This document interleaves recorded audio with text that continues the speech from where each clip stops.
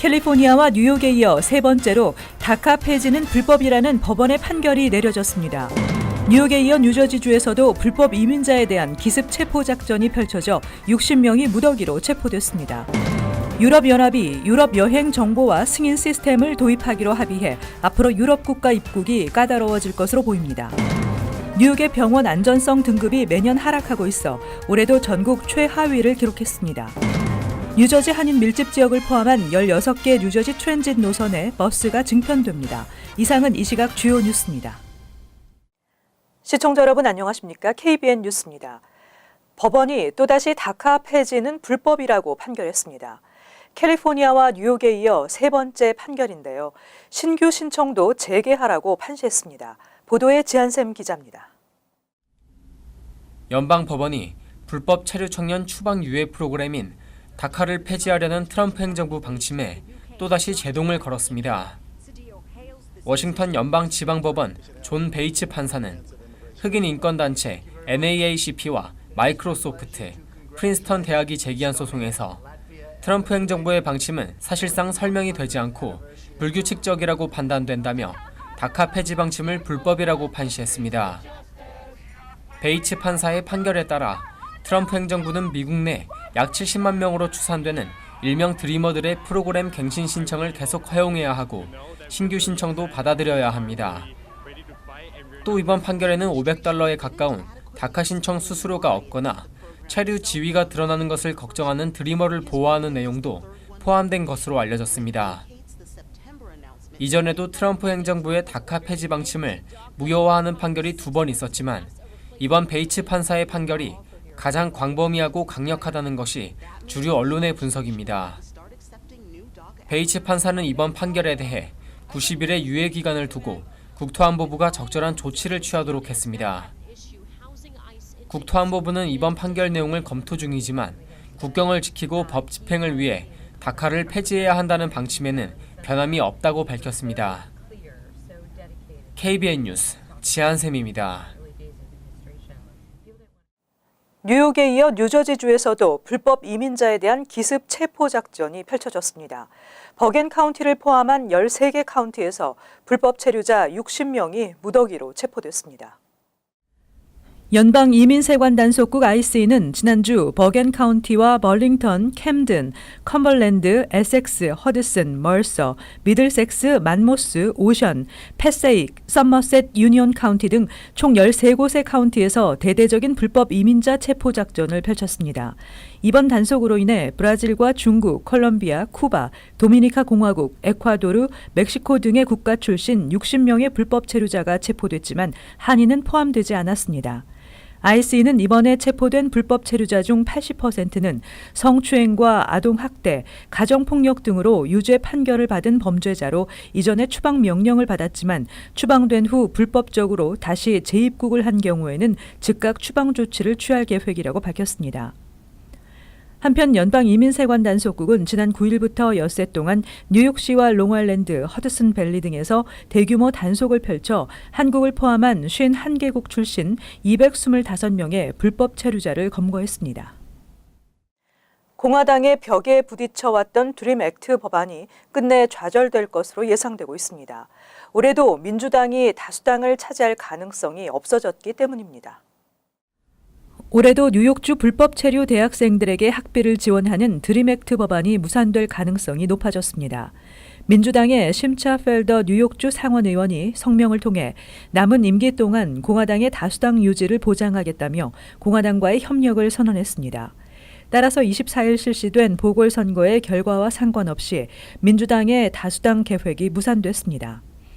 현재 주 상원 전체 의원수 63석 가운데 공화당이 31석, 민주당이 30석으로 만약 민주당이 24일 실시된 보궐선거 2곳에서 모두 승리했을 경우 다수당 지위를 가져올 수 있었습니다. 민주당이 다수당을 차지할 경우 그동안 수년에 걸쳐 공화당 벽에 부딪혀 번번이 무산됐던 뉴욕주 드림 법안이 쉽게 통과될 수 있을 것으로 예상돼 왔습니다. 지난 2012년 민주당 의원으로 선출된 펠더 의원은 그동안 공화당과 협조해 왔습니다. 최근에는 무인 항공기 드론을 이용한 무차별 테러가 전 세계 곳곳에서 발생하고 있습니다. 드론 테러에 뉴욕시도 안전하지 못하다는 우려가 제기되고 있습니다. 뉴욕시경 테러 전담반 존 밀러 부국장은 해외에서 테러리스트들이 드론을 실제로 살상용 무기로 사용하고 있다고 전하며 이러한 실태가 온라인을 통해 공개되면서 뉴욕시에서도 이와 같은 테러가 발생할 수 있는 상황이라고 전했습니다. 밀러 부국장은 뉴욕시와 같은 대도시에 테러리스트들이 드론을 이용해 테러를 자행할 수 있어 상황을 주시하고 있다고 밝히며 무인 항공기의 위협으로부터 시민을 보호하기 위해 국토안보부에 예산 지원을 요청했다고 밝혔습니다. 밀러 부국장은 뉴욕시경이 조만간 무인 항공기를 통제할 수 있는 기술을 갖추고 시민들을 안전하게 지킬 수 있도록 만전을 기울이겠다고 밝혔습니다. 앞으로 유럽 국가 입국이 까다로워질 것으로 보입니다. 유럽연합이 국경 안보 강화를 위해 미국의 에스타 같은 유럽 여행 정보와 승인 시스템을 도입하기로 합의했습니다. 앞으로 비자 없이 유럽 국가를 방문하려면 미국 방문 때처럼 사전에 유럽 여행 정보와 승인 시스템 에티아스에 자신의 정보를 입력해야 하고 반드시 전자여권을 구비해야 합니다. 유럽연합과 유럽의회가 합의한 에티아스가 시행되면 EU는 비자 면제 대상국 국민도 EU와 인터폴의 데이터베이스를 토대로 여행자의 정보를 온라인으로 체크해 입국 허용 여부를 최종적으로 결정하게 됩니다. 현재 한국 국민의 경우 한 EU 간 비자 면제 협정에 따라 유럽 내 생겐 조약이 적용되는 26개 국가에 90일 이내 체류할 경우에는 별도의 비자 없이 방문할 수 있으며 입국 심사 때도 인터폴 지명 수배자나 테러리스트가 아니면 별다른 통제 없이 입국할 수 있습니다. 하지만 이 제도가 시행되면 미국 방문 때처럼 입국 시에 온라인 체크를 받게 돼 입국 절차가 더 까다롭게 바뀔 것으로 예상됩니다. 에티아스는 한 번 승인받으면 3년간 유효하며 발급 비용은 7유로로 결정될 예정입니다. 이번 조치는 EU 회원국과 EU 의회의 승인을 받아야 발효하게 되며 EU는 오는 2020년부터 운영에 들어갈 계획입니다. 뉴욕의 병원 안전성 등급이 매년 하락하고 있어 올해도 전국 최하위를 기록했습니다. 뉴저지도 최고 등급을 받은 병원이 다소 줄었습니다.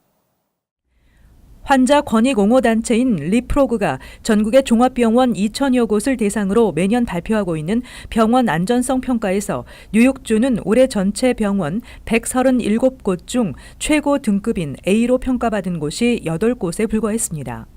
뉴욕주의 A등급 병원 비율이 지난해보다 한 단계 내려간 5.84%로 전국 최하위인 48위를 기록했습니다.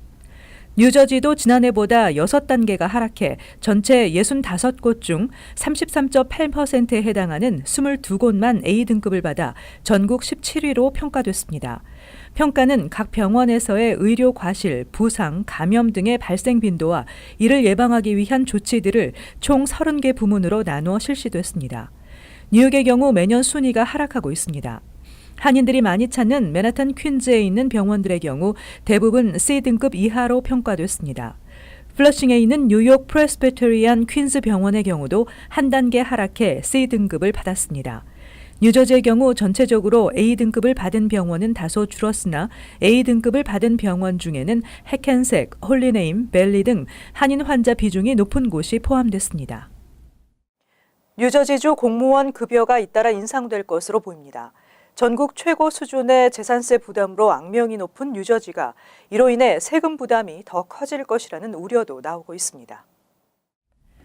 뉴저지 주정부 공무원 3만 5천여 명을 대변하는 커뮤니케이션 워커스 오브 아메리카는 모든 공무원 연봉을 2%씩 두 차례 올리고 근속 근무 보상금 인상에 대해 주정부와 합의했다고 발표했습니다.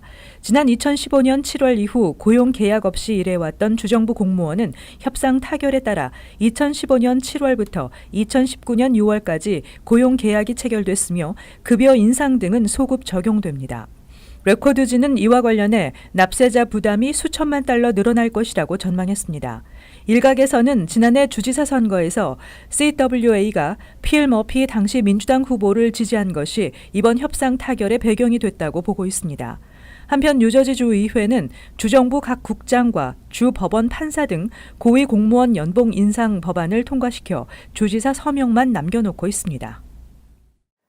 뉴저지 한인 밀집 지역을 포함한 16개의 뉴저지 트랜짓 노선에 버스가 증편됩니다. 필 머피 뉴저지 주지사와 케빈 콜벳 뉴저지 트랜짓 대표가 23일 뉴저지주의 만성적인 버스 좌석 부족 문제를 해결하기 위해 2019 회계년도에 2억 4,200만 달러를 트랜짓 추가 지원 예산에 사용한다고 밝혔습니다. 머피 주지사는 만원 버스와 잦은 버스 연착 문제에 대한 주민들의 불만을 수용해 버스를 증편하고 버스 운전기사 40명을 추가 고용할 계획이라고 밝혔습니다.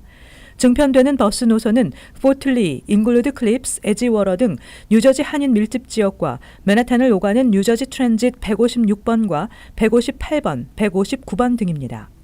이 밖에도 호보큰 지역 126번, 저지시리와 유니온시리, 맨하탄을 잇는 123번과 유니온 카운티의 113번, 114번이 포함됐습니다. 뉴저지주 한인 밀집 학군을 포함한 대부분의 학군이 주정부의 지원금이 크게 부족한 것으로 나타났습니다. 학군에 대한 주정부 지원금 부족은 재산세 인상으로 이어져 주민 부담이 가중되고 있습니다.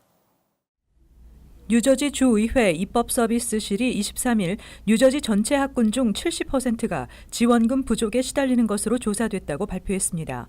머피 주지사는 2017-2018 학년도보다 학군 대상 주정부 지원금을 총 2억 8,400만 달러 증액하겠다고 밝힌 바 있지만 증액에도 불구하고 학교 지원개혁법에 근거한 학군별 지원금을 산출한 결과 부족액이 20억 달러가 넘는다고 의회 입법서비스실은 지적했습니다.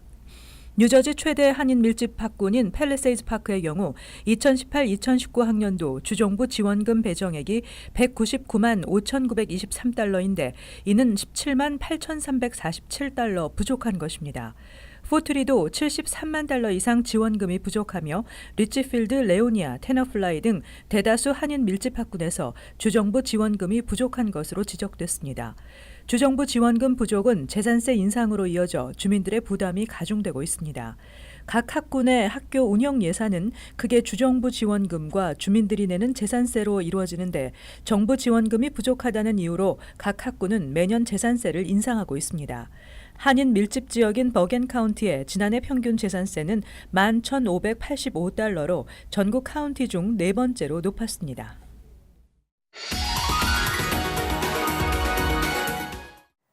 이어서 LA 지역 한인사회 소식입니다. 재외동포재단 한우성 이사장이 대한민국 헌법 개정을 통해 재외동포 권익을 신장할 수 있도록 한인들의 많은 관심을 당부했습니다.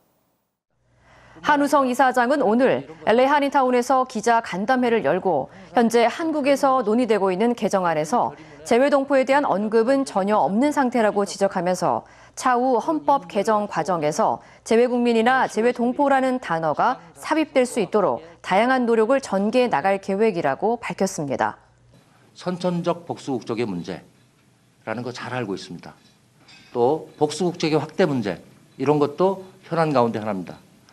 우리가 지금 관심을 가짐으로써 또 적극적으로 참여함으로써 예를 들어서 다음과 같이 국가는 재외국민을 보호하고 재외동포를 지원해야 된다라는 식으로 만약에 바뀔 수 있다면 여러분 많은 문제가 해결될 수 있습니다. 이어 한우성 이사장은 이 같은 목표를 이루기 위해선 대한민국 개헌에 대한 한인들의 관심이 무엇보다 중요하다고 강조했습니다.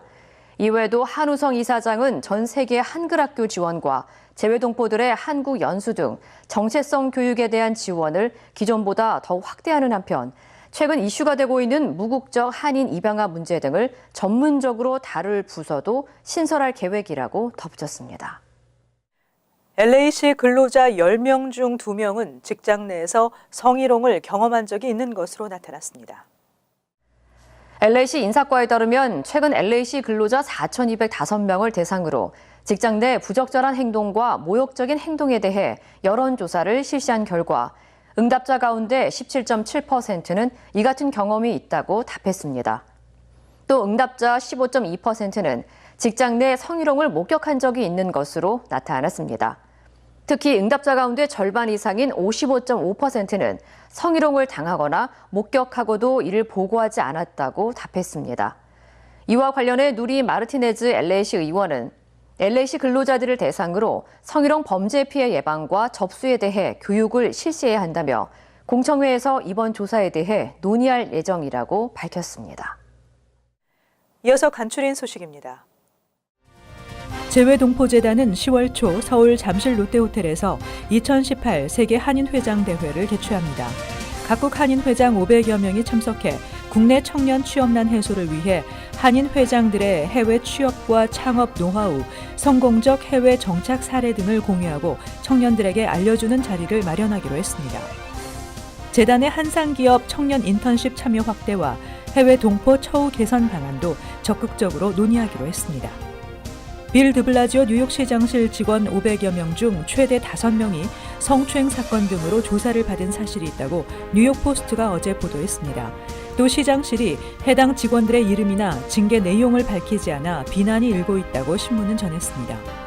한편 뉴욕시 의회는 최근 정부 기관 내 성추행 사건에 대해 매년 의무적으로 보고하도록 하고 관련 교육을 의무화하는 조례안을 통과시킨 바 있습니다. 뉴욕시 내 모든 재소자들에게 무료 전화 통화를 허용하는 조례안이 발의됐습니다. 법안은 시 교정국이 현재 재소자들을 대상으로 시행 중인 전화 사용 요금 징수는 금지되며 모든 재소자들에게 무료로 전화 사용을 허용해야 합니다. 법안을 발의한 존슨 시의장은 대다수의 저소득층과 소수의 인종들은 보석금을 마련하지 못해 구치소에 갇혀 있기도 하다고 밝혔습니다. 롱아일랜드 나소 카운티 의회가 담배 구입 허용 연령을 현재 18세 이상에서 21세 이상으로 높이는 조례를 추진합니다. 이 조례는 21세 미만에게 담배와 전자담배 등 담배 제품 판매 행위를 금지하고 있습니다. 담배를 판매하다 적발되는 업소는 300에서 1,500달러의 벌금이 부과되며 36개월 내 3번 이상 적발 시 6개월간 담배 판매가 금지됩니다. 계속해서 환율과 증권 소식입니다.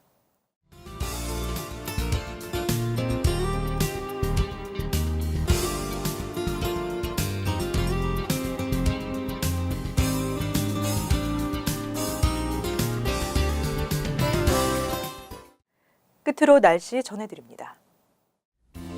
목요일은 대체로 맑고 낮 최고 기온 66도, 섭씨 영상 19도, 밤 최저 기온 51도, 섭씨 영상 11도 예상됩니다.